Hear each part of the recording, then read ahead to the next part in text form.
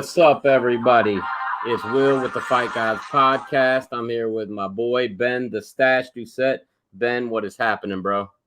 What's going on, man? I'm super excited for the fights this weekend. It feels like it's been forever, so I'm ready to go. Hell yeah, it has, man. This has been kind of ridiculous, man. And, it happens this way every year. Usually, at least we get one on New Year's Day, right? hmm Isn't that right? We didn't get anything. When was the last fight? Wasn't it Derek Lewis? Yeah, I think it was December 20 18th? something or 18th. Yeah, that's crazy, man. Like I said, usually we get one to end the year real well, but this time we didn't even get that. Um, Kind of sucks. Neko will Yeah. not be joining us tonight, by the way. He's just having some issues, so he's gonna take the night off. So it'll be me and you and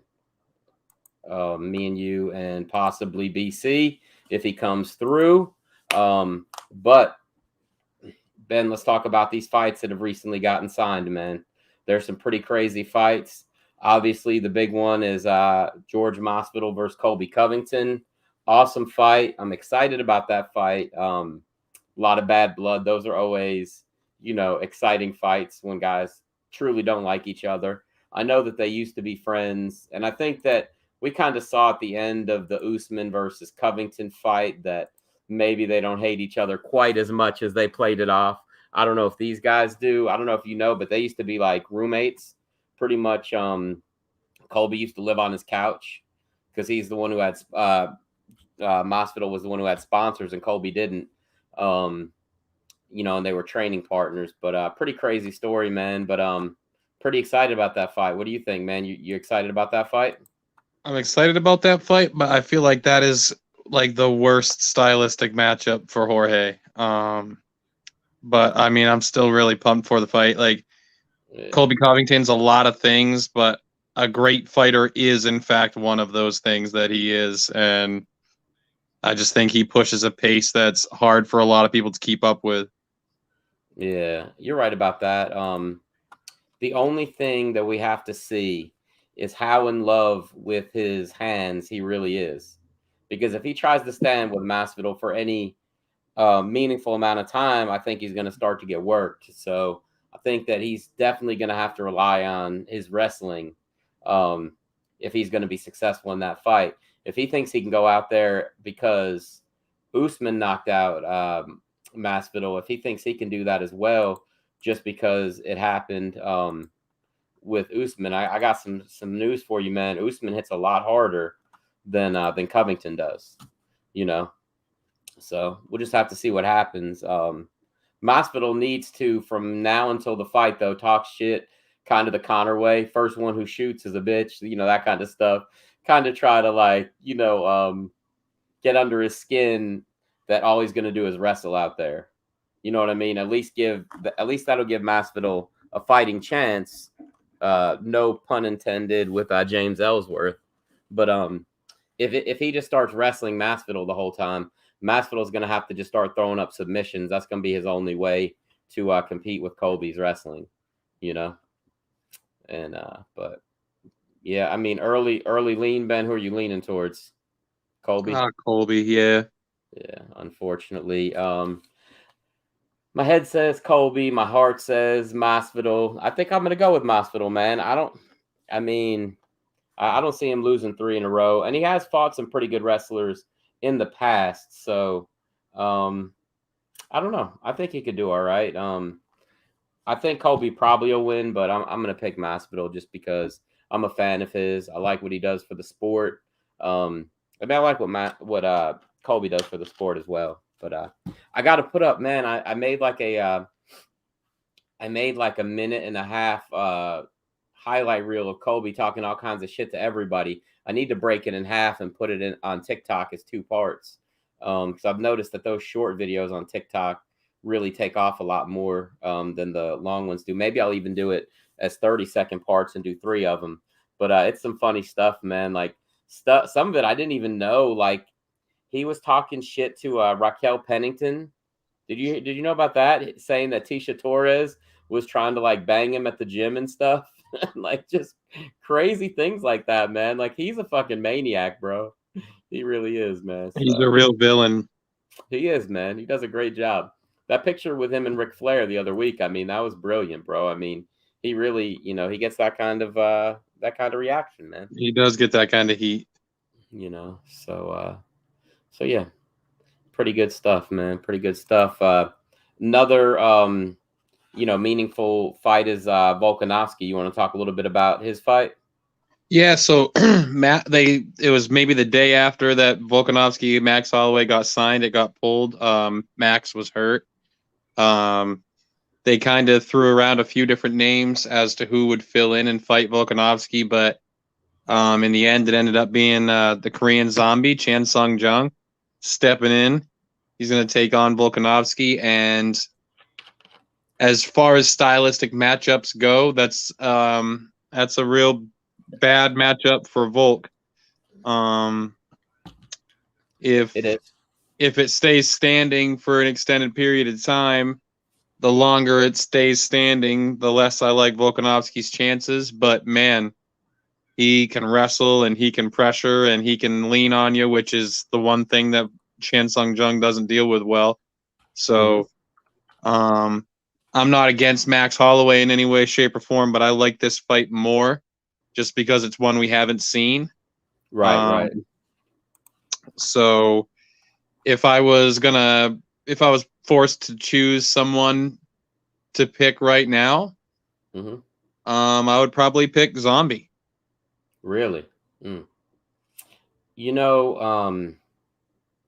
something that I'm looking for it right now. Zombie has some slick submissions. Now he knocks a lot of people out lately, but like back in the day, I remember that he hit the first twister, right? He hit a Darce choke on Dustin Poirier. I mean, he's had some pretty slick submissions, man. So it's kind of one of those things where a lot of people don't really like to take him down and be on top of him because, he is aggressive. You see that that Giga is saying he's saying that Volkanovski took the easy way out, that was the lesser of the opponents. But I'm actually with you, man. I think that that Chan Yong-Zung, he gives you some problems, man. He's like a whole different set of problems than Max or other people, man. I don't know. Go ahead. I'm listening. He's got power, right? So he's got fairly big power for 145 pounds.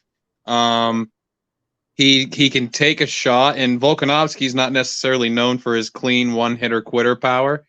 So I don't think he'd have to worry quite as much as he did when he fought like Dan Ige, for instance, who has that one-hitter quitter, and Brian Ortega, who's proved that he can do that too. So I think it will leave Zombie open to strike more freely against a guy that doesn't have that same kind of power.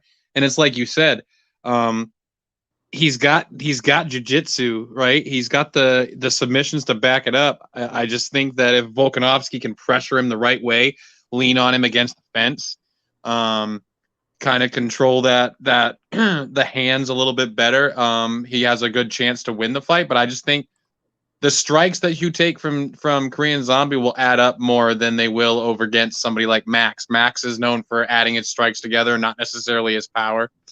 Right. Well, you're not going to be able to eat so many strikes from Korean Zombie. So I think out of all the stylistic matchups that Volkanovski had around him available, that this one and Chickadze were the two worst out of all of them. Yep. And Giga, even if he beats Cater this weekend, I don't think they were going to be rushing to build that title fight right off. I think he has to win and win impressively to skip Max in line. So, yeah, I'm with you on that. I agree. Then I was looking at his record, and if you really think about it, okay, he lost to Brian Ortega. Brian Ortega did him dirty in that fight, but Ortega's a different kind of animal. Yeah. I mean, but he also did really good stand-up, too, in that fight. That's when Ortega really showed that he could stand and bang.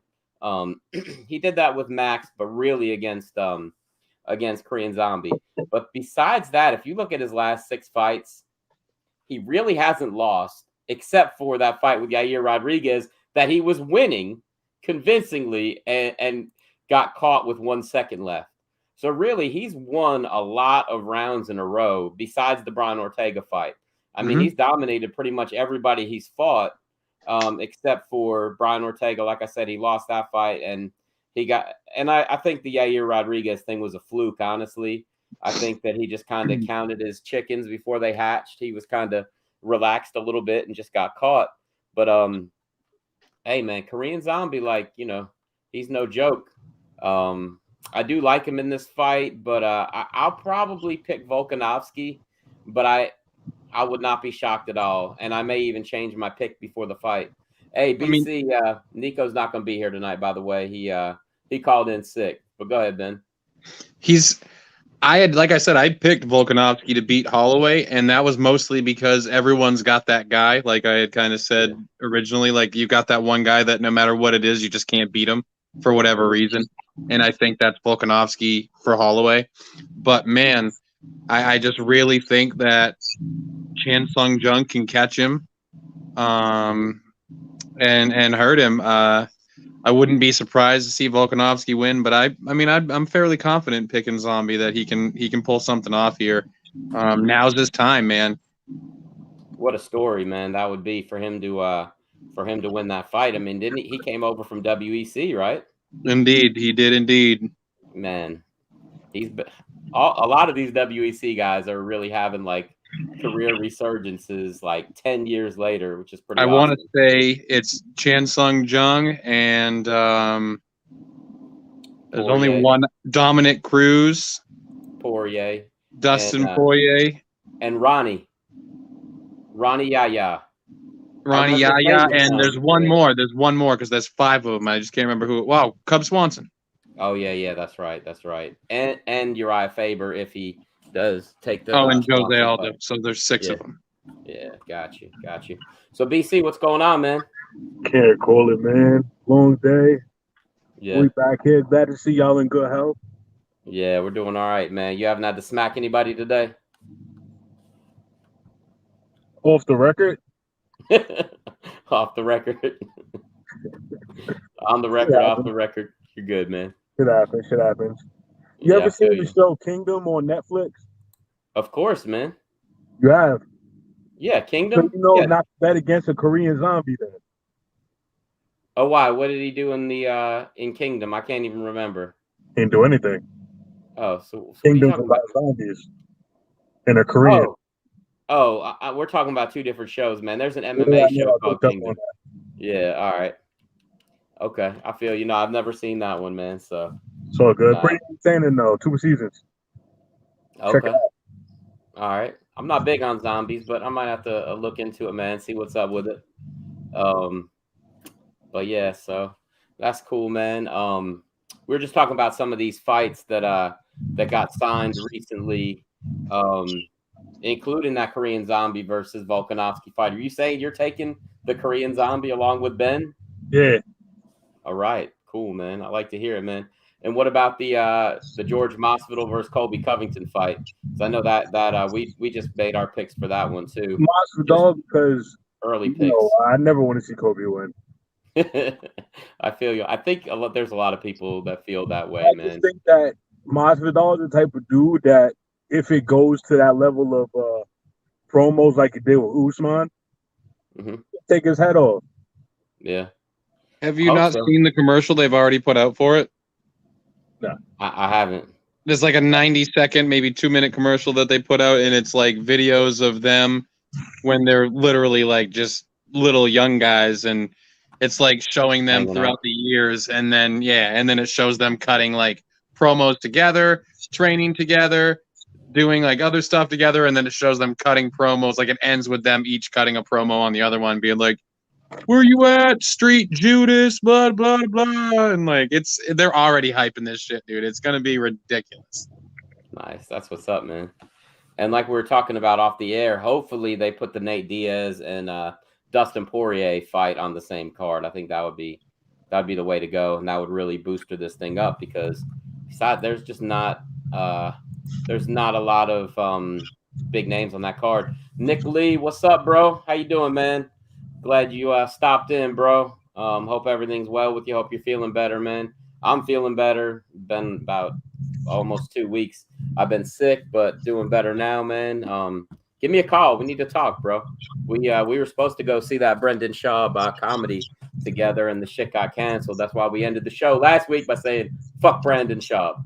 But when I thought about it the other day, I actually was pretty damn sick on Friday night. I probably wouldn't have been able to go anyway. But that's besides the point. I should have at least had that option, right? You know.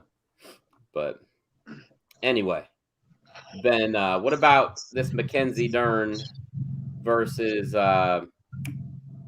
who did I tell you? Tisha Torres, yeah.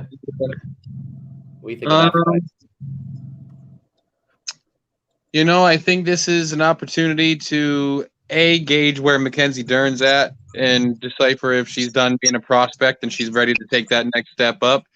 And it's also an opportunity to see what Torres has left in the tank.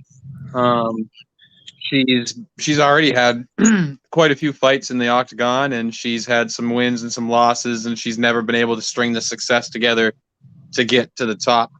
Right. I think this is going to be a good matchup to see where both girls stand left in the division. Dern needs a big win. So this fight, though, I feel like it's a coin flip, right? I feel like Torres has the experience and the savvy, but Dern probably has the better specialty. So I wouldn't be able to give a pick right this second, I guess. If you really wanted me to, I guess I'd probably pick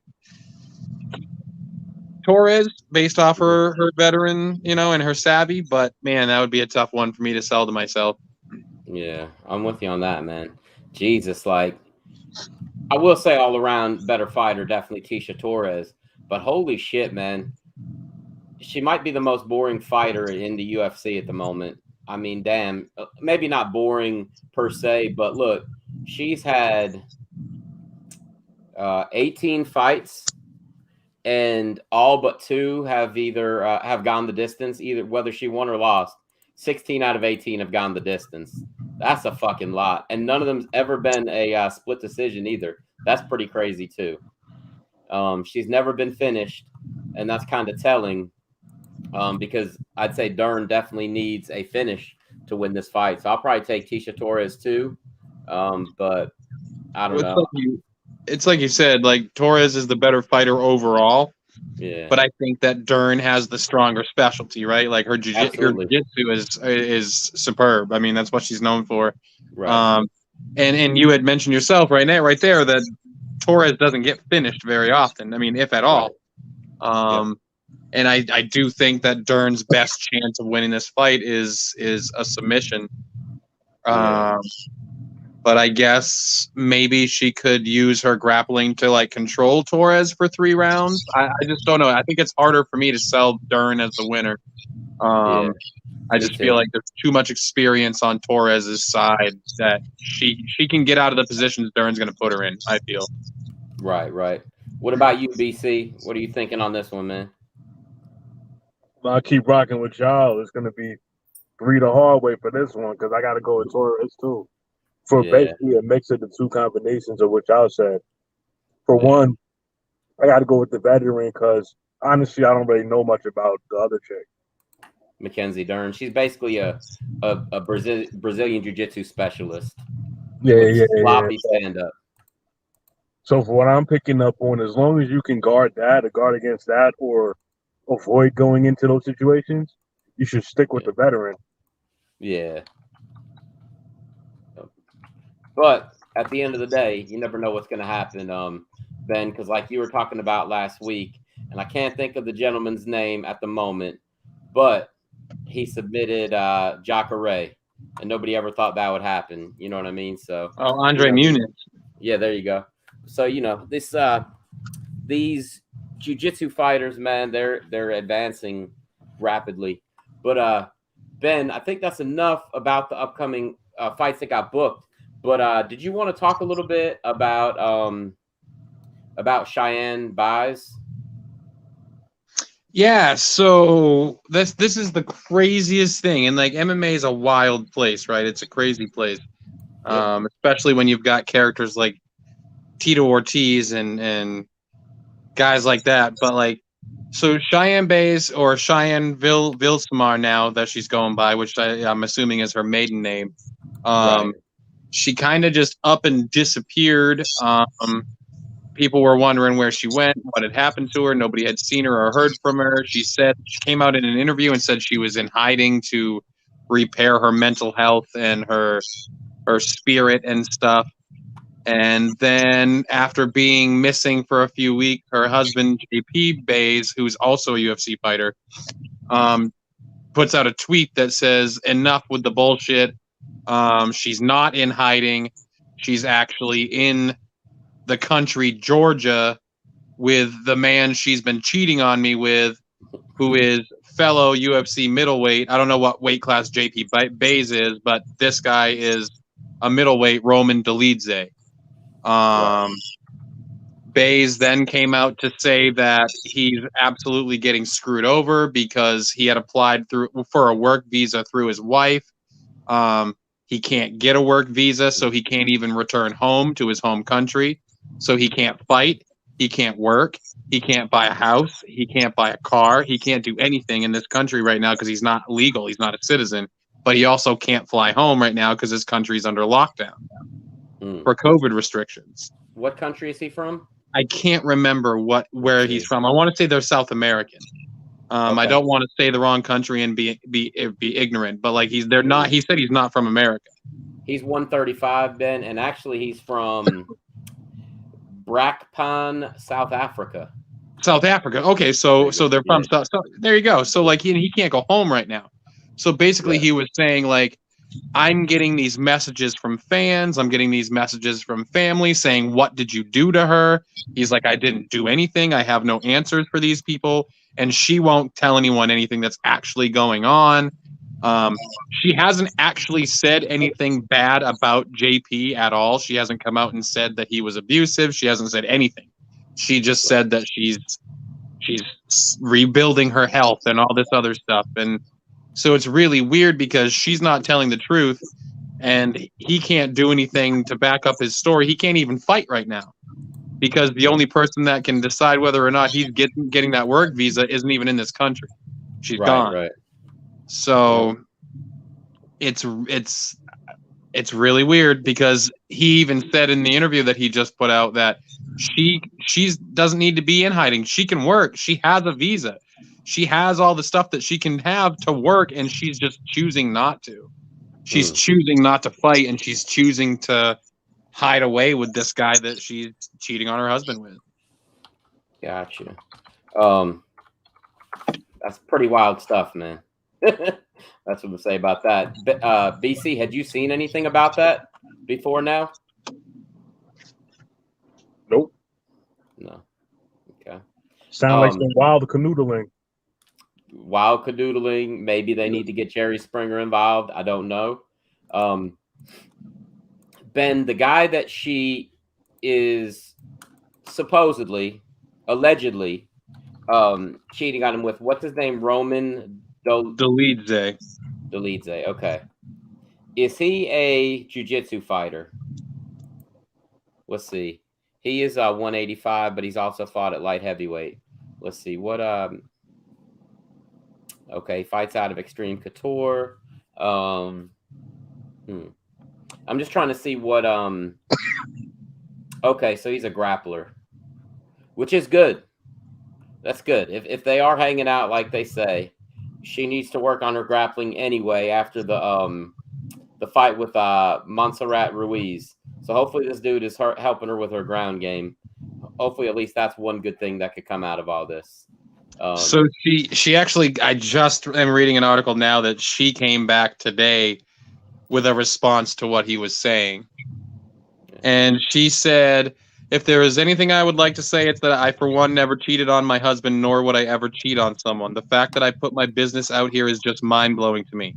I will not be saying my side of the story as the relationship I had was my relationship and it was not good. We only married for visa, and unfortunately things were not how it seemed on social media. things that happened this past year are the reasons that things ended and they were not good.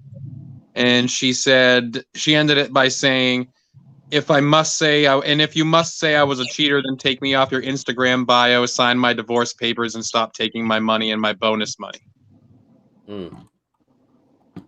Man, that was like that backhanded shit, BC.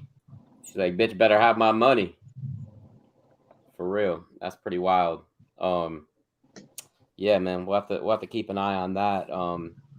Elsewhere, I did see that they are going to do Julian Lane versus Mike Perry as the main event of Knucklemania, but also Chad Mendes is going to make his debut there also, and the everybody's favorite crazy person.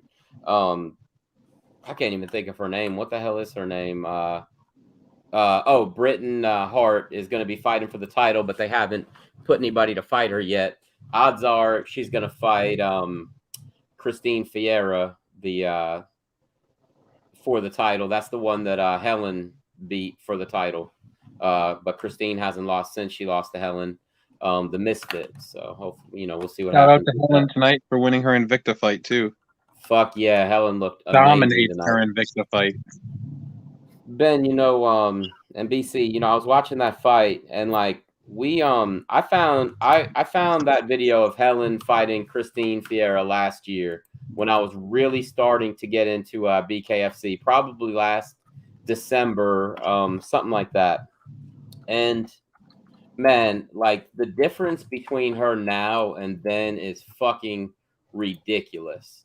It's like back then, let's see. So she fought Christine Fierro in August of 2019. Yeah, so I saw it probably a year later. And then when we decided to start doing the show, that's when I started talking to her and stuff like that. But if you look at her her first fight in Invicta versus Jennifer Chiang and stuff like that, bro, back then she was a brawler that could fight a little bit. Now she's a fighter that can brawl whenever she wants to. And that's a fucking big transition she's made. Back then, all she did was throw hands. That's it. Now, I mean, you saw her tonight. She's slamming people. She's throwing kicks, knees, elbows. I told when she was on here, I told you, I told her, I said, man, it's pretty cool to see you like developing and throwing kicks now and not having to worry about getting taken down or throwing knees. I like to see that, man. She's really transitioned into a well-rounded fighter. Oh yeah, she told us that when she was on the last episode. She said that she had been working on that stuff because she wanted to show how well-rounded she was and how well-rounded she was becoming. And man, well-rounded doesn't even cover what she did tonight. I mean, you even said it yourself. She had 2 30-25. Yeah, she beat the piss out of that girl. Like, I don't know. I know you didn't see the first round, but the first round was the most dominant part. You need to go back and watch that if you get a chance. That girl, the only thing that she really did that was impressive was she threw that head kick that Helen blocked. That was a nice kick, but it didn't get through. That was like basically a Hail Mary she tried to throw towards the end of the fight. BC, you need to watch that fight if you get a chance, man. It's pretty awesome, man. Chat? Yeah, it's in the chat. And Helen was on our first episode. She was on episode somewhere around 60, and I'm gonna have her back on hopefully for episode 100 or 101. Maybe 101 would be good because 100 we could have a party, and then 101 like we start the count over. So it'd be cool to have her on 100 episodes later. So we'll just we'll see what happens with that. But overall in combat sports now, she's 2, 4, 5, 6. She's 7-2. MMA she's 5-2, but in combat sports she's 7-2. So it's pretty freaking awesome, man. And her only real bad loss was to Kay Hansen. She got finished in that fight, ground and pound, right at the end of the fight. But her only other loss was last year. It was a split decision to Lauren Gallardo. So I think that she's got a good future, man. We definitely, got to keep an eye on her and keep people updated with what's going on with her.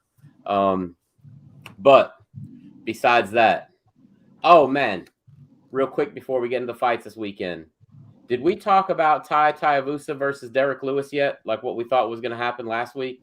Okay, so we threw that fight around before the UFC did. You remember that, Ben? We were saying that would be a hell of a fight. Well, you had mentioned it, and I Yeah. said I said like, I think it would be a great fight, but do you think Lewis will step back that much? And you said, I don't think he really cares about rankings. Yeah. And the funny thing is like, I was reading the article the day that the fight was announced, and the person who wrote the article literally said what I said, but was just like, I'm surprised Derek Lewis is taking such a far step back in the rankings, but he doesn't give a shit about rankings, was essentially what the article said. I was like, man, this motherfucker watched Fight Gods before he wrote this article. For real, I think he just cares about getting paid. I think that's what I said that night. But and man, you know that there's going to be some kind of a bonus attached to that fight. There's got to be. I mean, they're going to go out there and just sling fists. Who do you think will win that fight, BC? Derek. Versus I'm gonna go with Derek. Derek. Only because they are gonna stand and trade, and I believe in Derek's power as much as I believe in Ty's. The thing is, I haven't really seen Derek get hurt. I've seen Derek get tired. I haven't really seen him get hurt. Right. And Ty's probably gonna have to. He could possibly start him, but I'm thinking he's gonna have to win by TKO. And with that many punches thrown, there's more chances for you to get taken down. And once he's in that ground and pound situation, I got Derek all day. Right. I understand that. What about you, Ben? You pick first. I'm going with Ty, man. I knew you would be. I think he matches up. I love Derek Lewis, though. Don't get me wrong, bro. Derek Lewis is literally one of my favorite fighters ever. I can tell you was hating during my whole explanation. No, I wasn't hating, man. I seen it. Look, I don't give a fuck who wins, honestly. I just like that this little like rally that Ty has made after losing 3 fights in a row. Now he's won 4 fights in a row. I'd love to see him win a 5th and get in title contention. But they're about the same height, about the same weight. It's like almost like a mirror match in Mortal Kombat, and I don't know, man. I just, like Ben was saying last time, he'd like to see Dawkins win the fight against Lewis to open things up. I kind of feel the same way about this fight, but I think this fight is pretty much a pick 'em in my mind. I know Vegas will have Lewis as the favorite a little bit, but in my mind, it's a pick 'em because I feel like whoever really lands first with a solid shot is going to probably finish the fight. I mean, he's got to be the favorite because of his ranking, correct? Because of his ranking, experience. Because he's beat more impressive fighters. Yeah. Oh, yeah, definitely. Absolutely. I mean, Ty lost to Junior Dos Santos, and Derek knocked Junior out. I mean, yeah. So, I mean, I think that Ty right now is peaking, and if he's gonna make a run towards the top, he better do it right now. I don't think that he's gonna be. I don't think he's got another run like this left in him. Let's put it that way. And I think It Lewis might be an early fight of the year candidate. God, I hope so, man. That'd be pretty awesome. I think Ty's faster. Mm-hmm. But Ty got clipped by Greg Hardy, so that worries me. Mm-hmm. I think the better overall fighter is Derek. I think Ty will be faster, so he'll be able to land first. But I gotta pick Derek Lewis. I think. I mean, I just think, like I said, I'm worried about Ty's chin. Okay. Yeah. I mean, I think, like I said, I think it's a pretty up in the air fight. I really like Ty right now, and my opinion will probably change come fight night, but yeah, it might. That's cool. Well, let's talk about these fights this weekend. It's not the greatest card on paper. I'll go ahead and throw that out there right now. Did you want to talk a little bit about the event, Ben? Oh, we forgot to mention Kevin Holland got booked too. That's true. Kevin Holland versus Cowboy Oliveira. I'm going with Kevin Holland. Debut at 170. Yeah. I'm going to go with Kevin Holland on that one. What about you guys? He lost. I'm picking Oliveira. What'd you say, BC? He lost his last 2, right? Yep. I got to go with Holland. Yeah. I mean, he dropped down to 185. I mean, from 185 to 170. I think that was a smart idea, and yeah, man, I might have messed this up. Hold on, let me look at that. What about you, Ben? You think he's going to take it? Yeah, I'm going to pick Oliveira. I think that he's a very big 170 for your first time at 170. I think the weight cut is going to be a hard adjustment the first time. I don't think he'll have a problem after that, but I think it's, that's a big 15 pounds. Didn't he fight at 170 already though in the UFC? Maybe. Thought he did. I thought maybe he came off the Contender at 185 and then fought. Let's see. Nope. Okay. Welterweight. Okay. No, I guess he hasn't fought at welterweight since 2017. It looks like. Yeah, it's still not that long ago, really, though. Yeah. So I guess he's done it before. But I just think Oliveira is a big 170. He has some decent grappling skills. I think, if he's smart, he'll try to take him down. Just, why bother standing and banging with a guy that that's gonna pick you apart? Yeah. I mean, that's true. That's true. Yeah. I mean, Oliveira is kind of big, but Holland's definitely got a few inches on him, right? Yeah, I just mean as far as like a 170-pound, a 70-pound fighter goes, Oliveira is pretty big for that weight class. Pretty thick, pretty muscular. Yeah, he's a pretty thick 170 guy. So yeah, he just looks like he's like 80 years old. That's the thing that scares me. Yeah, man. That's because he's been in more wars than Jesus. Just about anybody. His fights are never boring. That's for sure. You hear that? Ben said that he's been in more wars than Jesus.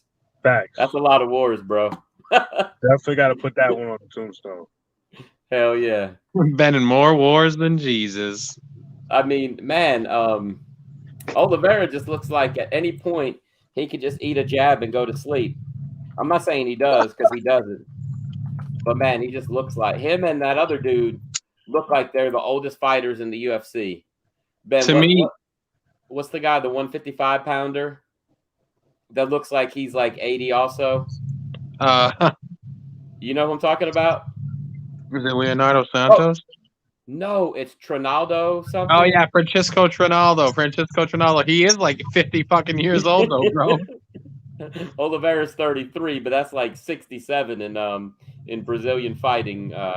Oliveira, to me, looks like a hard wind will fucking bust him wide open. He's got so much goddamn scar tissue on his face, dude. Ben, I think, I don't know. You know that he's coming off of 3 losses in a row, right? Yeah, I know. And he's lost 6 out of 8. Yeah, so I just want to point that out to you, man. That's a rough one for him, man. I don't know. I know he's good with submissions, pretty decent at least. Oliveira, right? I think he had some submission wins, right? But I mean, his losses are to good people, mostly good people. Yeah, that's true. Neko Price and Cowboy Gunnar Nelson. Yeah, when Gunnar Nelson was Gunnar Nelson. They hasn't even fought in fucking forever, I feel. Yeah, that's kind of sad, man, because that dude had a lot of potential. Oh, man. But yeah, so that's that fight. I think by the time that fight comes around, you'll change your pick. That's my thoughts. So Wikipedia apparently had this down incorrectly. Chase Sherman versus Jake Collier's the co-main event. Is that right, Ben? I thought that makes sense. Yeah, but I did not think that was that co-main event. No, it wasn't even Wikipedia. It was the other one. It was I don't even know, man. It was one of the other sites that had it. It was the Sporting News that had it as the co-main event as Caitlin Chickadze versus Jennifer Maia. So maybe it is. I don't know. Yeah, maybe it is then. Especially if you look at the rest of the card. Yeah. I mean, those are both ex-title contenders. How the hell do you not have that as your co-main event? Yeah, I think Tapology just has it wrong. So Chickadze and Maya is, I mean, They're 6 both months top ago, five. 6 months ago, maybe 8 months ago, that would have been a main event on a fucking ESPN card. So Yeah, for real. I mean, not that those girls are like burning the world down, but they're pretty highly ranked in their weight class. So that would have been a main event on an ESPN card probably. Yeah, they're number 3 and number 4. So Right. not too bad. Maybe if you put them both in there, they can beat Valentina. But man, come on. It's a tag match. They can tag out. What, like alternate rounds? I mean, no. Like if they get rocked, they can just like stumble to their corner and tag out. You know what I mean? Oh yeah, definitely. But yeah, so I guess we'll start at the top. The main event is Calvin Kattar versus Giga Chickadze. BC, what do you know about these dudes, man? Kattar, I like Kattar's style. I like Kattar probably to win that match first of all. But Chickadze, is that how you say it? Chickadze, I believe. Is that right, Ben? Chickadze? I think it's Chickadze or Chickadze, one or the other. It doesn't. I mean, as long as you're trying, that's all that matters. Let's just call him Giga. Mohawk, right? Giga. No. You're talking about Yuri. DK. What'd you say? I don't know. I'm getting them confused with another dude. Then you're talking about the light heavyweight dude. You're talking about I can throw up a picture for you. Prochaska. Yeah. Yep. Yuri Prochaska. It's this dude. Yeah, then right I don't here. know. Then I only know about Kattar. Okay. Let's see. Giga's pretty good, man. He's very good. Undefeated, right? Ben, yeah, undefeated. All right, yeah. Shit, I don't even have the picture of him over here. But no, Giga, he's got 2 losses. Oh, does he? Okay. I was trying to think. He's won like 8 in a row or some crazy shit. Okay. Has he lost in the UFC at all? No. Okay. Yeah, I got you. Okay, that's why I thought he was undefeated. All right. So he's won 1, 2, 3, 4, 5, 6, 7, 8, 9 in a row, and 7 of those are in the UFC. Hey, Brandon, do you remember Edson Barbosa getting knocked out not too long ago by a bald-headed dude? Yeah. That's who it is. So, yeah. Man. But yeah, man. Barbosa was doing good though in that fight, right? I didn't think he was doing bad. I don't think Barbosa was doing bad in that fight. Was he, Ben? I think he's doing pretty good. I mean, it wasn't a bad fight for however long it lasted. 3 rounds, I think. Yeah. But it shows Giga has a striking ability that a lot of guys don't have.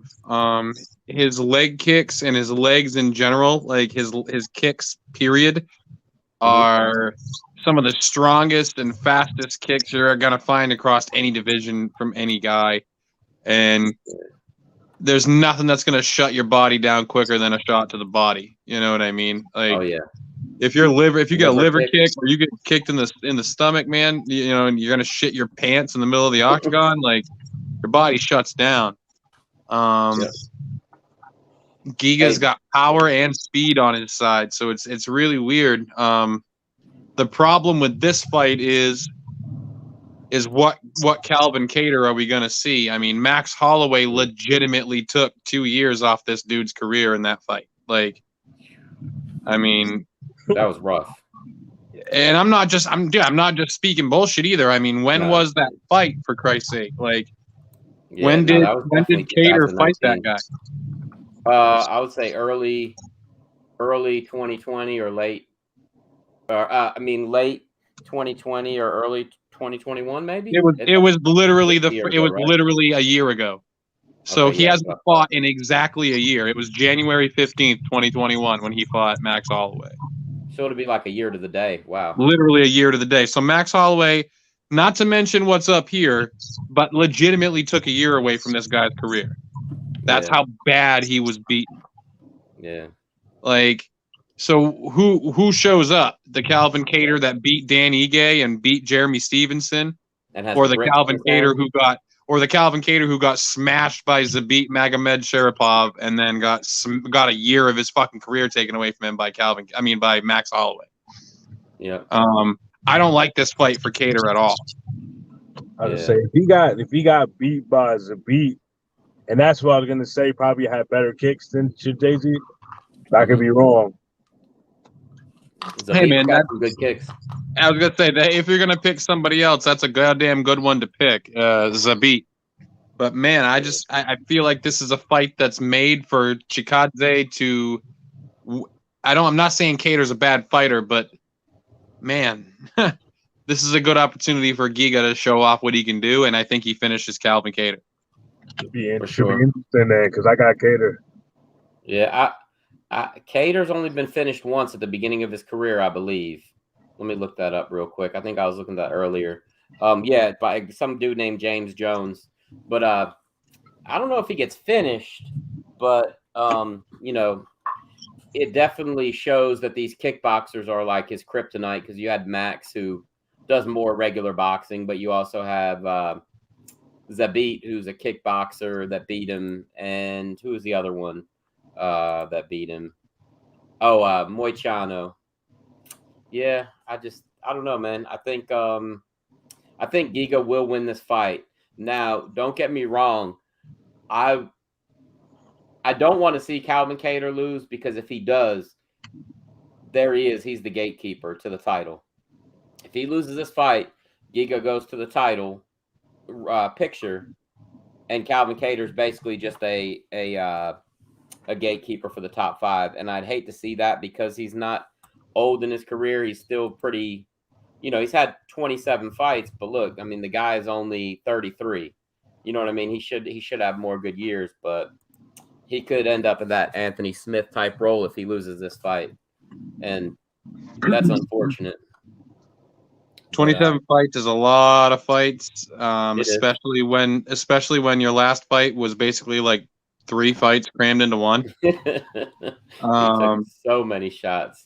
Man, I know what you're saying. Like, he hasn't been finished, but man, Giga's finishing guys that don't get finished. Yeah, he just finished Cub Swanson. He just finished Edson Barbosa. Like, this guy's got power that is for real. And man, I don't like being off a year after just getting pounded on, man. I feel like it's a bad recipe for Calvin Kattar. Yeah. I mean, I can see it. I will say that I would love to see if Giga wins, I would love to see him versus Ortega. I think that'd be a hell of a fight. If Giga wins, I think they'll do him and one more. Like, I don't know if it necessarily be Ortega, but because I think Ortega's next matchup will probably be Josh Emmett. But there's not many guys within the top 5 that aren't matched up, and those are 2 of them. So yeah, man, I told you this last time. With Max out, Giga being booked here, and Volk being booked against Chan Sung Jung, I feel like that's the only fight left is Ortega and Emmett. Yeah. I told you this last time we talked about Josh Emmett. I'd love to see him versus Calvin Kattar. I think that'd be a hell of a fight, man. I think that'd be fun. I thought when Holloway went out that Emmett was going to get the slot. Yeah. I really did. I'm surprised that they didn't give it to him. Not that he's like, he didn't set the world on fire in his last fight, but he had a nice little win streak going along. He's 4 or 5 wins in a row, and he's solid. I thought they'd give it to him just because they're fairly similar. They're strong wrestlers that are fast and have some power in their hands. But I mean, not that Volk's got a ton of power, but man. Yeah, you're right. Well, look, let's talk about this co-main event, the real co-main event, not the fake one from Tapology. I'm talking about Caitlin Chichugian versus Jennifer Maia. They're both basically perennial contenders at 125. Number 3 is Caitlin. Number 4 is Maya. How are you feeling about that one, Ben? I guess if I would have to early think, like if it was a quick pick, I'd pick Chickadze. I think she has more of a well-rounded skill set. But Maya is a great grappler and she has good cardio. So, like I said, I guess first choice, I would have to say Caitlin's going to win. Okay. Yeah, I'm going the other way, Ben. I'm taking Jennifer Maya. I think that her last fight was against Valentina, if I'm not mistaken. Let me look real quick. No, she beat Jessica Ai since then. I just think that she's, even in her loss to Valentina, I think that she showed that she's, top of the food chain. This is a rematch from, let's see, 2 years ago. I don't know. I think since that fight, she's shown that she belongs at the top of the weight class. She came in and played the spoiler to Joanne Wood, whatever. Then lost to Valentina in that fight and then beat Jessica Ai. I think that since that fight, I think she's been fighting on a different level. So, BC, you still awake, man? Mm-hmm. You awake, bro? You out? This dude has had a long day, man. Hey, you have any thoughts of Jennifer Maya versus Caitlin Chichugian?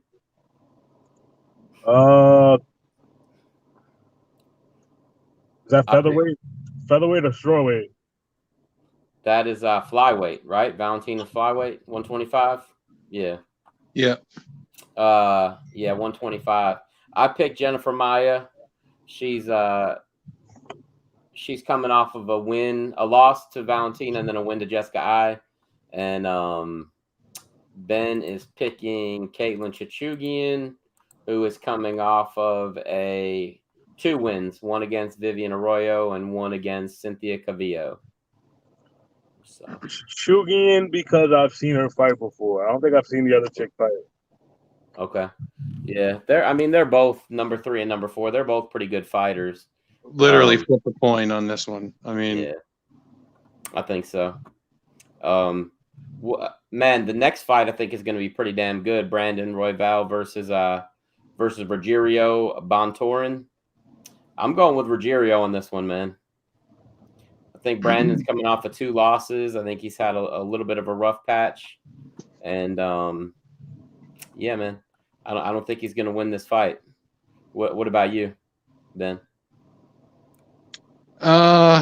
See, the problem with Brandon Royval is he ends up He's been fighting killers. That's one. Well, yeah, he's been fighting killers, but he loses his fights in the scrambles, right? Like he's a great grappler, but he always gets caught in the scramble. And Bontorin's not a guy you're gonna want to get caught in a scramble with. Man, I think who was Rogerio's last fight against? Matt Schnell. He won a unanimous decision. And before that, he got knocked out by Kai Kara France. Yeah, but who isn't getting knocked out by Kai Kara France anyway? Right? And Brandon Royval, his last fight was against Pantoja. He got submitted, and the fight before that, Brandon Moreno TKO'd him. Because he got caught in the scramble both times. Yep.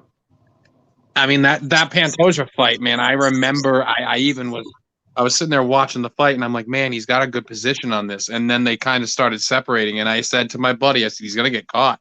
I said, he leaves himself open in the scrambles to be submitted.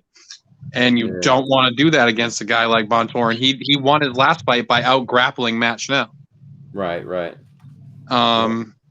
So I guess I'd probably have to side with you. I think that Royval leaves himself too open to be caught.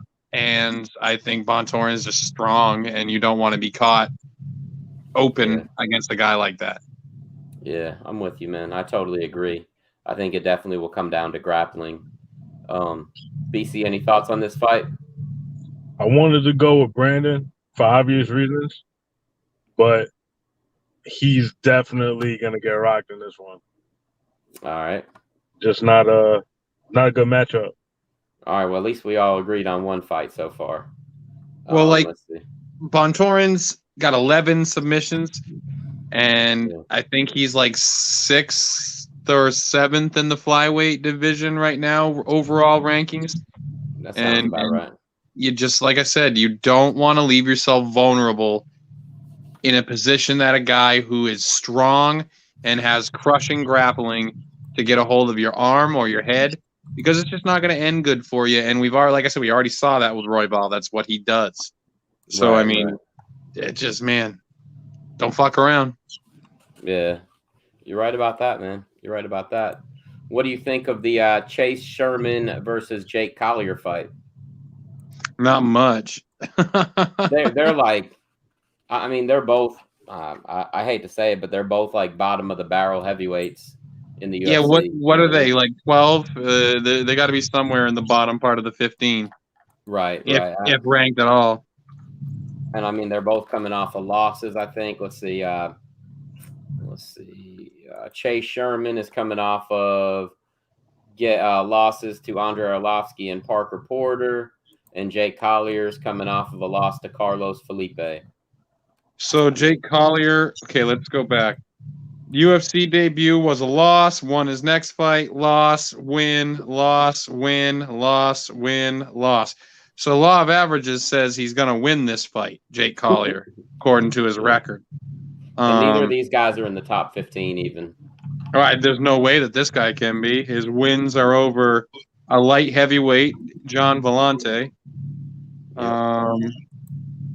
Another light. Oh, he lost at light heavyweight to Devin Clark. So you know what? I'm gonna pick Chase Sherman to win this fight. Yeah. Because if a guy like this can fight at 205, how the hell is 265 now? He weighs 263. Yeah, it says he weighs 264. So there's no way this guy's gonna be able to actually carry his weight very well, right? Yeah. So you said you're going with Chase? Yeah, I've got to, I guess. I'm gonna go with Chase too. A guy that lost to a light heavyweight, I just don't see how he's gonna beat a true heavyweight. Chase is one of those guys that seems like he either knocks you out or you beat him by decision. So I'm gonna go with him. BC, any ideas? Any thoughts? I'm gonna go with Collier because his name is a little more generic than Chase's name. All right, Jake Collier. Yeah. I mean, if you're gonna look at any part of Chase Sherman's career, he's all of his losses. I mean, he's lost to Walt Harris, Shamil Abu-Darek, Rakimov, Justin Willis, Augusto Sakai, Andre Arlovsky. He's lost to some really good heavyweights. So at least there's that. Parker Posey beat him? Parker Porter did, yeah. He just out-grappled him. Parker Posey? Yeah. She did. Smacked the shit out of him. Hey, man, I don't know anything about this other fight, honestly. I'm not even going to lie, man. Bill Allegio versus Joe Anderson Brito. I've never heard of the guy he's fighting, but Bill Algeo is filthy. Bill Algeo is a great fighter. I don't know anything about the cat that he's fighting, which is pretty rare for me to not know somebody. So I'm just gonna go with Bill Algeo. He's really good. He stepped in on short notice to fight Ricardo Lamas and put on one of the best debut performances I ever remember. He lost the decision to Ricardo Lamas, but he almost beat him several times. He's a great fighter. Bill Algeo is very good. I want to say he's one of the Philadelphia guys that is coming through with the Daukaus brothers. And okay, the other dude, Joe Anderson. He's won. Let's see, 1, 2, 3, 4, 5, 6, 7, 8, 9 in a row against people that I don't know. But he's actually making his UFC debut. He came off the Contender Series. So only because it sounds like the hotel, I'm going to go with Bellagio because it sounds like the Bellagio.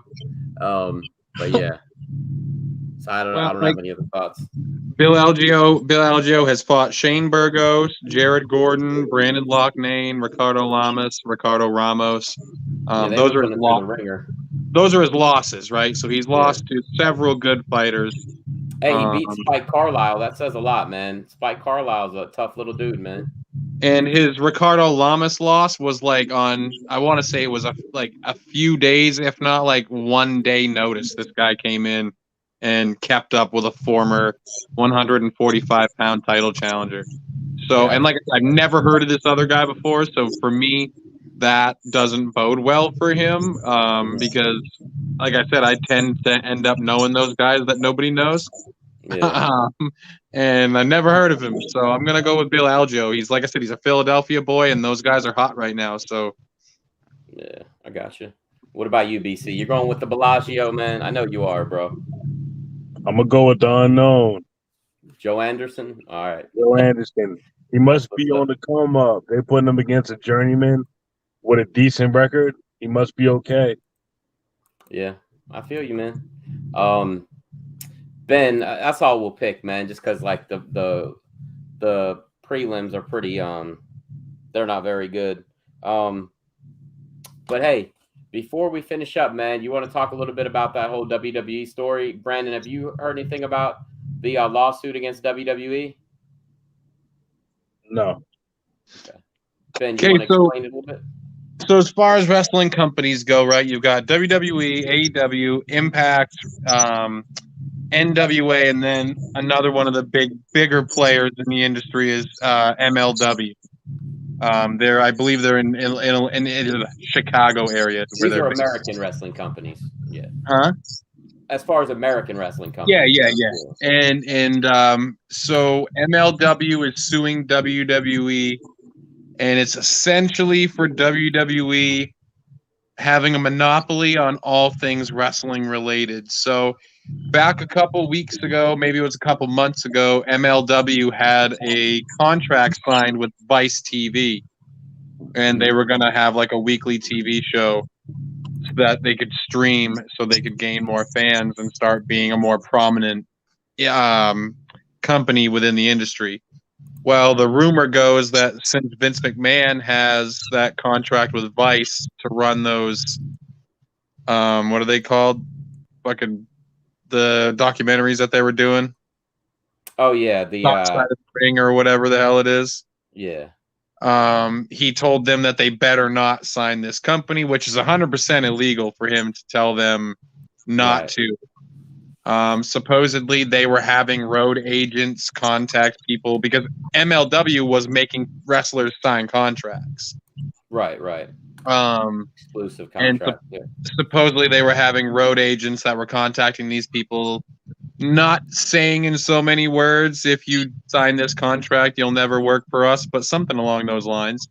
Mm-hmm. So MLW is suing WWE for basically illegally monopolizing the entire wrestling industry. Okay. And they have a case. They have a legitimate case. I think that's kind of why you see them being willing to open the forbidden door here a little bit. Because there's a thing. John Laurinaitis, Johnny Ace, has been talking to Tony Khan over the last few weeks because, I mean, obviously you can have a few assumptions who they're talking about, but WWE needs permission from AEW to do some documentaries because I'm assuming A, Mark Henry, B, The Big Show, C, Chris Jericho. They want to make some documentaries about these people. They want to release some stuff about these people. So they have Punk too, right? He would be the only guy that I doubt they're interested in releasing a documentary about. He's been very vocal about his dislike for them since a long time ago. Oh, and I forgot, maybe what's his name? God damn it! Who did you say? CM Punk. Yeah. Brian Danielson, American Dragon. There. Oh, they might want to do something about him, where his wife still works for WWE. Yeah. Maybe Christian also. Did you say Christian? Yeah. The rumor is that Christian was one of the guys because they wanted to bring him to the Hall of Fame.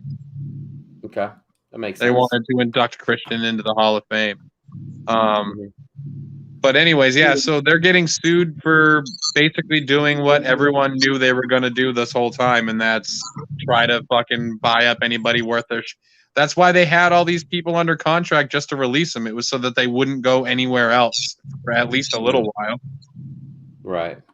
And I mean, obviously this will get settled out of court and nothing will ever come of it, but probably.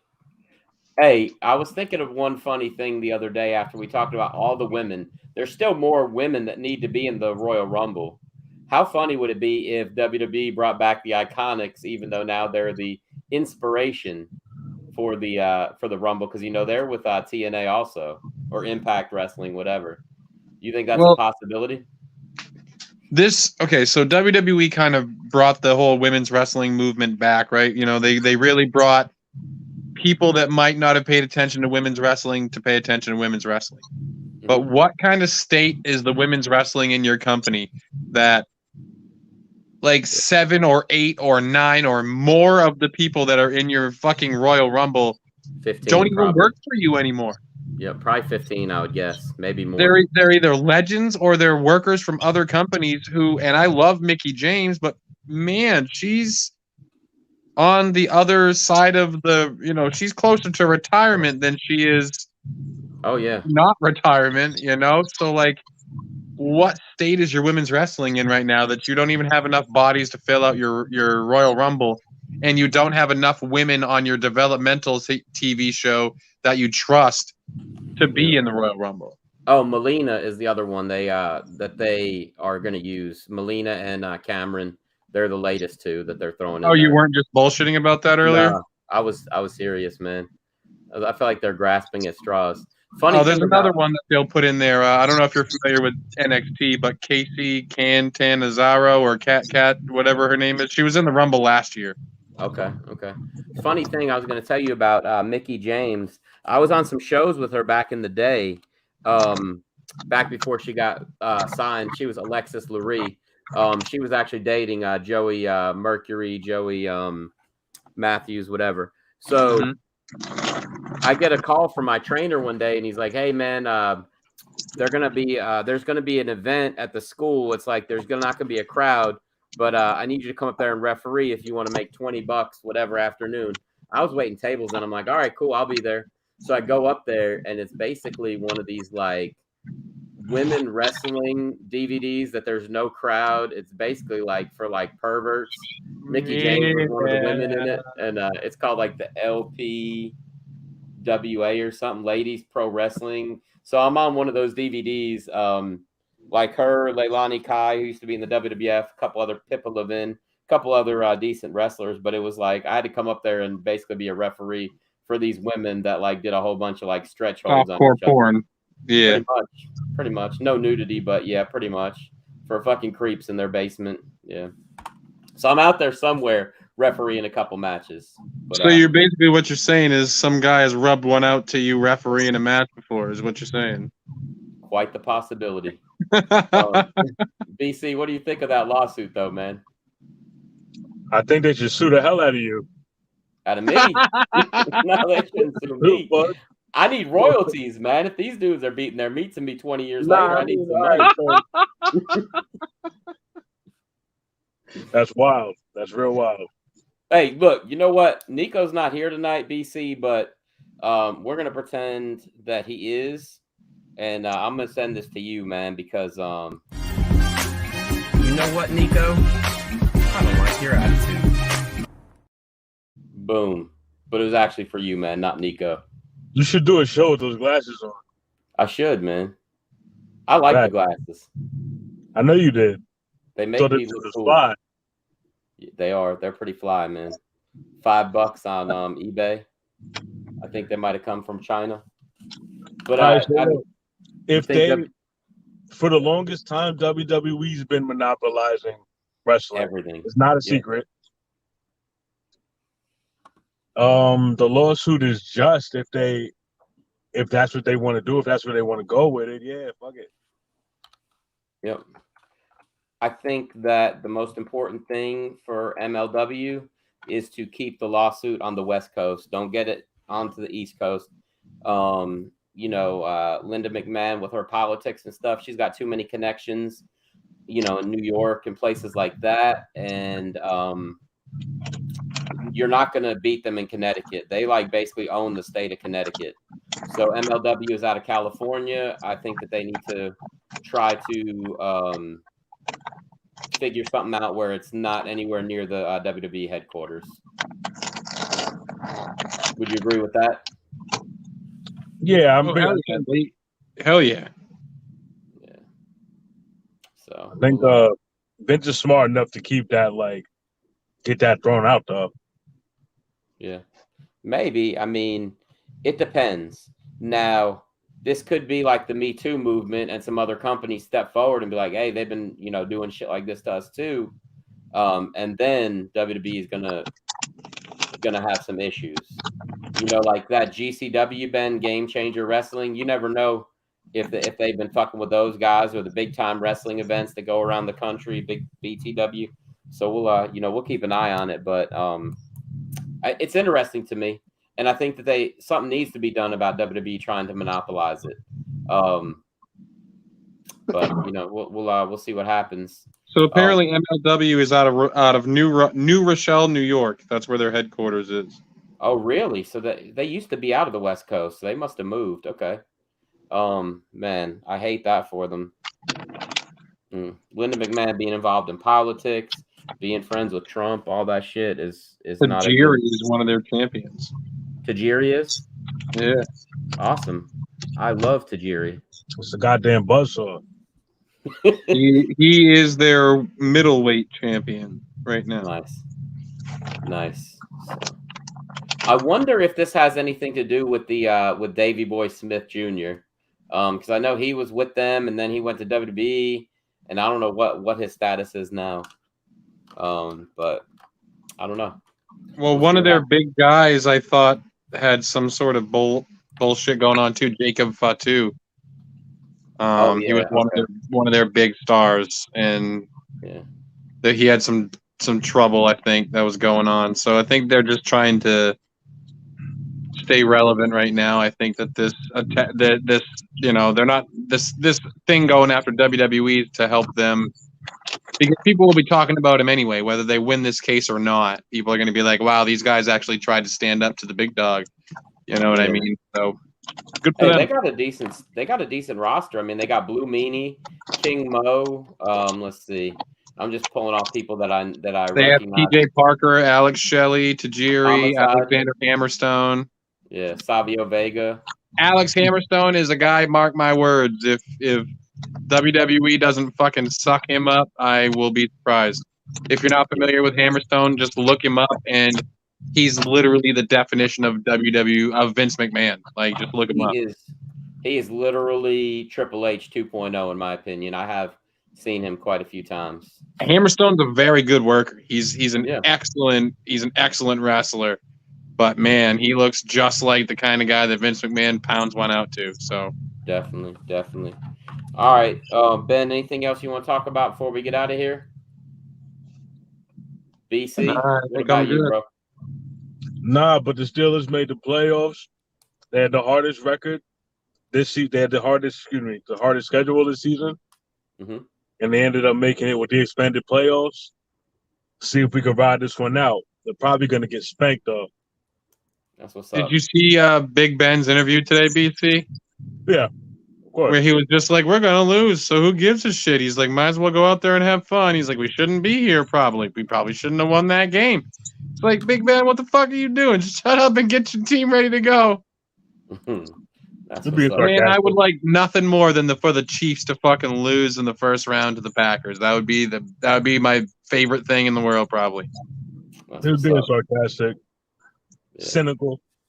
Hey, and look, I know I told you guys we were going to talk a little bit about the versus battles tonight. I want Neko here so I could argue with him. So that's why we didn't get into that, but we will on Sunday.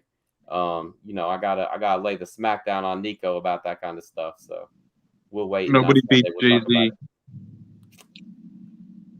I don't think anybody that would beat Jay-Z would go up against him. I think there's we'll talk about it. I think there's 3 people that pretty much can nobody's going to beat either of the three, but we'll talk about it Sunday. Anyway, no need to adjust your screen. No, Nico's not here. Let's see. Hey, who's that? Cousin Timmy? He said the Steelers suck, but I'm throwing money on them. They shouldn't be there. Yeah, it's Cousin Tim. All right. He don't got no profile picture, so he's creditless.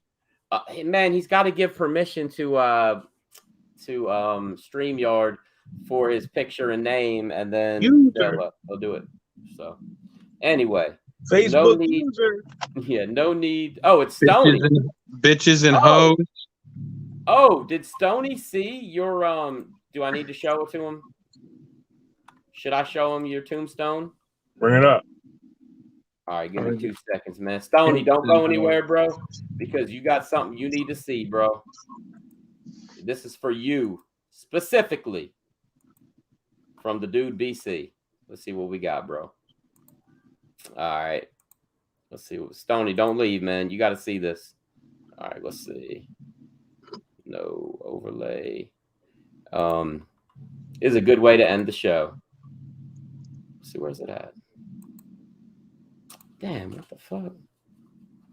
Of course, now it's not going to want to show me. Oh, there we go. Cool. Stony Shores, here you go, bro. And with that, we are out. You guys be good. We'll see you Sunday. Peace, fellas.